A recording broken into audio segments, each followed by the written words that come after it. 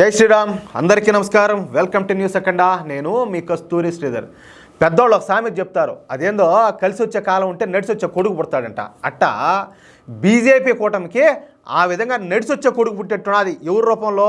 జనసేన అని పవన్ కళ్యాణ్ రూపంలో. అర్థమవుతుందా? చూడబోతే అదే విధంగానే ఈ జనసేనాని పవన్ కళ్యాణ్ గారికి కూడా మొన్న 2024 అసెంబ్లీ ఎన్నికల సమయం నుంచి కూడా ఈ మహర్దశ వచ్చిందంటారు చూడు మన జీవితంలో, ఏది మన జాతక చక్రం ప్రకారం. ఆ మాదిరిగా పవన్ కళ్యాణ్ గారికి కూడా ఒక మహర్దశ కాలం ప్రారంభమైనట్టు కనపడుతుంది. ఆయన పార్టీ నుంచి పోటీ చేసినా లేకపోతే ఆయన ప్రచారం చేసినా ఎక్కడ చూసినా కూడా అభ్యర్థులు అయితే మామూలు కాదు, 100% స్ట్రైక్ రేట్తో ఆ విధంగా గెలుస్తున్నారు. ఇక విషయానికి వద్దాం. బీజేపీలో స్టార్ క్యాంపెయినర్లు చాలా మంది ఉన్నారు భారతీయ జనతా పార్టీలో. కానీ బీజేపీ యొక్క మిత్రపక్షాలైనటువంటి ఎన్డీఏ పార్టీల్లో ఈ స్టార్ క్యాంపెయినర్లు పెద్దగా కనిపించడం లే. ఇక చూస్తే ఈ ఎన్డీఏ కూటమిలో అతి కొద్ది మందికే జనాకర్షణ అమితంగా ఉంటుంది. ఇప్పుడు ఆ లిస్టులో జనసేన అని పవన్ కళ్యాణ్ గారు కూడా చేర్పినారు. ఇకపోతే బీజేపీ ఇప్పుడు కొత్తగా మరికొన్ని అడుగులు అయితే ఇవ్వబోతుంది. అదేందయ్యా అంటే జనసేన అని పవన్ కళ్యాణ్ గారికి కొత్తగా మరికొన్ని టాస్కులు అయితే అప్పగిస్తా ఉన్నట్టు తెలుస్తుంది. బీజేపీకు కురుకుడు పడని రాష్ట్రంలో తమిళనాడు అయితే ఉండాలి. ఆ రాష్ట్రంలో బీజేపీను బలోపేతం చేసే బాధ్యతను పవన్ కళ్యాణ్ గారికి అప్పగిస్తారని చెప్పేసి సమాచారం వస్తుంది. ఇటీవల సనాతన ధర్మం విషయంలో అన్నాడు కదా ఒక ఆయన, ఎవరు? ఈ డిఎంకే పార్టీ అధినేత అయినటువంటి అక్కడ ముఖ్యమంత్రి స్టాలిన్ కుమారుడు పుత్రరత్నం అయినటువంటి ఎవరు? ఉదయనిధి స్టాలిన్ ఏం మాట్లాడినాడు సనాతన ధర్మం గురించా? డెంగ్యూ, మలేరియా వీటితో పోల్చి మాట్లాడినాడు. కనీసం మనిషి అన్నవాడు ఆ మరి మాట్లాడతాడా? పరమతాలను ఆ విధంగా ఎవరైనా కూడా కించపరిచి మాట్లాడచ్చా? అది కూడా ఒక బాధ్యతాయుతమైన ఒక పదవిలో ఉండి అధికారంలో ఉండి అధికారాన్ని ఎలగబెడతా. తమిళనాడులో హిందువులు లేరా? కానీ హిందూ సమాజాన్ని ఆ విధంగా తక్కువ చేసి మాట్లాడొచ్చా మీరు చెప్పండి.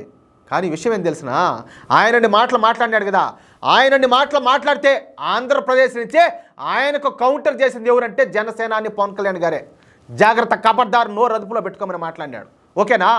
అంతేకాదు దివంగత నేత తమిళుల ఆరాధ్య దైవమైనటువంటి ఎంజీఆర్ తన అభిమాన నేత అని చెప్పేసి 1కి 10 సార్లు పవన్ కళ్యాణ్ గారు గొప్పగా చాటుకున్నారు. ఎందుకు?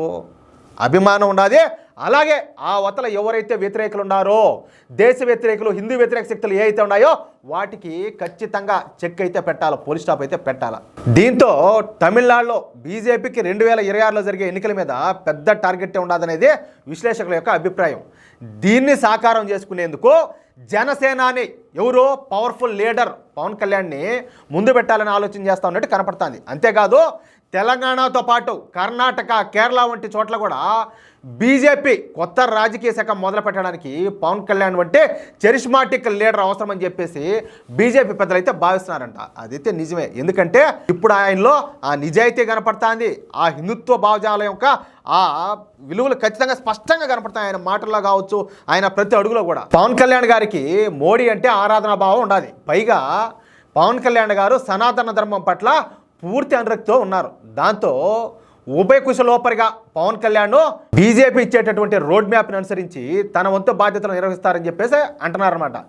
ఏది ఏమైనా జాతీయ రాజకీయ చిత్రపటం మీద పవన్ కళ్యాణ్ గారిని నిలపాలని చెప్పేసి బీజేపీ చేస్తున్నటువంటి ఆలోచనలు తొందరలోనే కార్యరూపం దాల్చున్నాయని చెప్పి తెలుస్తుంది. చూద్దాం ఇంకేం జరగబోతుందో. మొత్తానికైతే ఒక విషయంలో మనమందరం కూడా చాలా వరకు సంతోషించాలా, గర్వించాలా. ఆంధ్రప్రదేశ్ నుంచి హిందుత్వ నినాదాన్ని ఒక దమ్మున్న వ్యక్తి తెర మీదకి తీసుకొస్తున్నాడు, ముందుకు తీసుకెళ్తున్నాడు, ఎంతో మందిలో మార్పు తీసుకొచ్చడానికి ప్రయత్నం చేస్తున్నాడు. ఆ విషయంలో అయితే పవన్ కళ్యాణ్ గారికి ప్రతి ఒక్కరు కూడా హ్యాట్స్ ఆఫ్ చెప్పాల్సిందే. దీంట్లో మాత్రం అనుమానమే లే, ఎవరు ఏమనుకున్నా సరే. మీకు ఈ న్యూస్ నచ్చితే, అదేవిధంగా నేను చెప్పింది కరెక్ట్ అని చెప్పి మీరు భావిస్తే ఈ న్యూస్ నలుగురికి షేర్ చేయండి. అలాగే తప్పనిసరిగా ప్రతి ఒక్కరు కూడా మీ యొక్క అమూల్యమైన అభిప్రాయాలను కామెంట్ రూపంలో తెలియజేయండి ప్లీజ్. జై శ్రీరామ్.